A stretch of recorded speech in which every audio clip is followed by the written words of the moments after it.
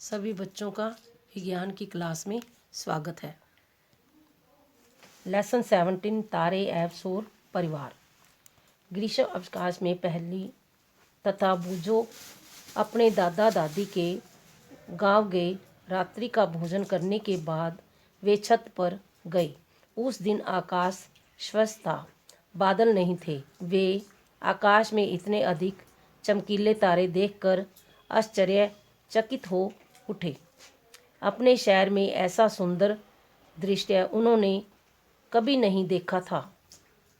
पहली यह जानने को इच्छुक थी कि बड़े शहरों के आकाश से गांव का आकाश इतना भिन्न क्यों है। उसके दादाजी ने यह बताया कि चमकीले प्रकाश, धूल तथा धुएं के कारण बड़े शहरों में तो स्वच्छ आकाश बिरले ही दिखाई देते हैं।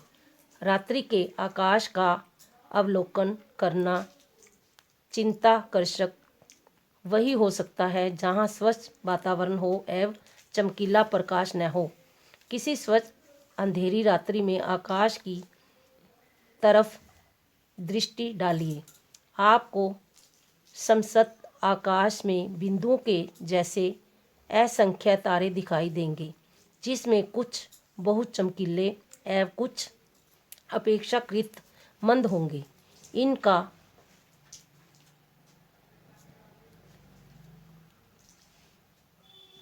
सावधानी से प्रश्न कीजिए। क्या ये सारे टिमटिमाते प्रतीत होते हैं?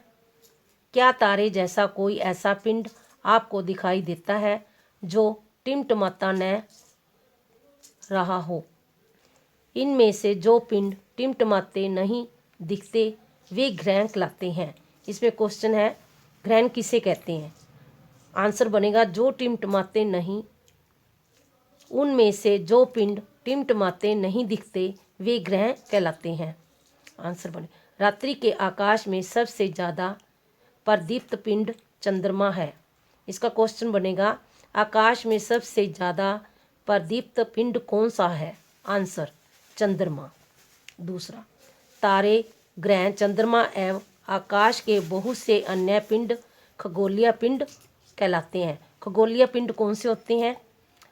तारे, ग्रह, चंद्रमा एवं आकाश के बहुत से अन्य पिंड को खगोलीय पिंड कहते हैं। ये आपका अगला क्वेश्चन बनेगा। क्या सभी आकाशीय पिंड एक जैसे होते हैं? आइए ज्ञात करें। 70.1 चंद्रमा। क्या चंद्रमा की आकृति में रोज परिवर्तन होता है? क्या ऐसे भी दिन है जब चंद्रमा की आकृति पूर्णतः गोल प्रतीत होती है? क्या ऐसे भी दिन होते हैं जब स्वच्छ आकाश होने पर भी चंद्रमा को देखा नहीं जा सकता? उस दिन को जब चंद्रमा की पूर्णी चक्रिका दिखाई पड़ती है तो पूर्णिमा कहते हैं। पूर्णिमा किसे कहते हैं? उस दिन जब चंद्रमा की पूर्ण चक्रिका दिखाई देती है तब उसे पूर्णिमा कहते हैं। अगला क्वेश्चन का आंसर। इसके बाद हर रात्रि को चंद्रमा का एक चमकीला भाग घटता चलता जाता है। 15वें दिन चंद्रमा नहीं दिखाई देता, इसे अमावस्या कहते हैं। अमावस्या किसे कहते हैं? 15 दिन के बाद चंद्रमा जब दिखाई नहीं देता उसे अमावस्या कहते हैं। अगला क्वेश्चन। अगले दिन चंद्रमा का एक छोटा सा भाग आकाश में दिखाई पड़ता है, यह बालचंद्र कहलाता है। बालचंद्र किसे कहते हैं?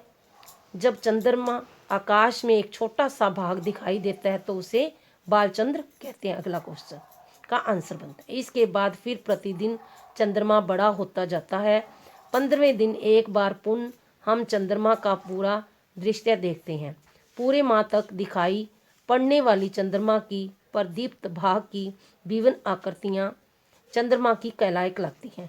चंद्रमा की कलाएँ कौन सी होती हैं? पूरे माह तक उत्तर दिखाई देने पड़ने वाली चंद्रमा की प्रदीप्त भाग की विभिन्न आकृतियाँ चंद्रमा की कलाएँ कहलाते हैं। ये आंसर बनता है। चित्र 70.2 चंद्रमा की कलाएँ जैसे ये दर्शाई गई है। एक पूर्णिमा से दूसरी पूर्णिमा तक की अवधि 29 दिन से कुछ ज़्यादा होती है। बहुत से कैलेंडरों में इस अवधि को एक माह मानते हैं। चंद्रमा अपनी आकृति में हर रोज परिवर्तन क्यों करता है? आइए यह जानने का प्रयत्न करें कि चंद्रमा की कलाएं दिखाई क्यों देती हैं। पिछले अध्याय में आपने यह पढ़ा है कि चंद्रमा सूर्य तथा अन्य तारों की तरह अपना प्रकाश उत्पन्न नहीं करता। हमें चंद्रमा इसलिए दिखाई पड़ता है क्योंकि यह अपने पर पड़ने वाले सूर्य के प्रकाश को हमारी तरफ परिवर्तित कर देता है। इसलिए हम चंद्रमा के उसी हिस्से को देख पाते हैं जिस हिस्से से सूर्य का परिवर्तित प्रकाश हम तक पहुंचता है। जैसे कि ये चित्र में दिखाया गया है, चंद्रमा सूर्य। चित्र 70.6 पृथ्वी चंद्रमा के साथ सूर्य की परिक्रमा करते हुए। क्या अब आप अमावस्या तथा पूर्णिमा के दिन सूर्य, चंद्रमा तथा पृथ्वी की सापेक्ष स्थितियों का अनुमान लगा सकते हैं? अपनी नोटबुक में इनकी स्थितियों को आरेखित कीजिए। पूर्ण चंद्रमा को देखने के लिए आप आकाश के किस भाग में देखेंगे? बालचंद्र के बाद पृथ्वी से देखने पर हर रोज चंद्रमा के प्रदीप्त भाग में वृद्धि होती जाती है।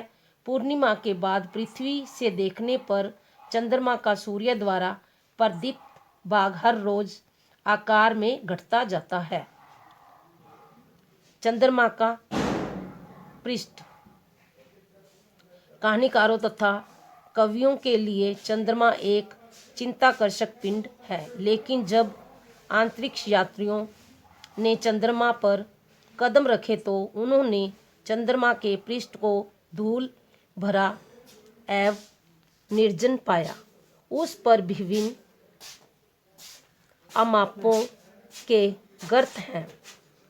इस पर बहुत से खड़ी डाल वाले ऊंचे ऊंचे पर्वत भी हैं।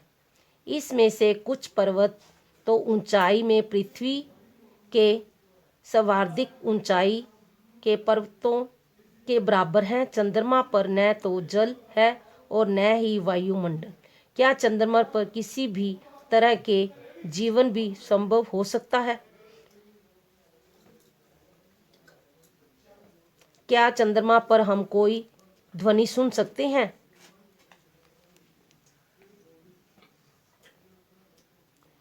चित्र 70.7 चंद्रमा का पृष्ठ।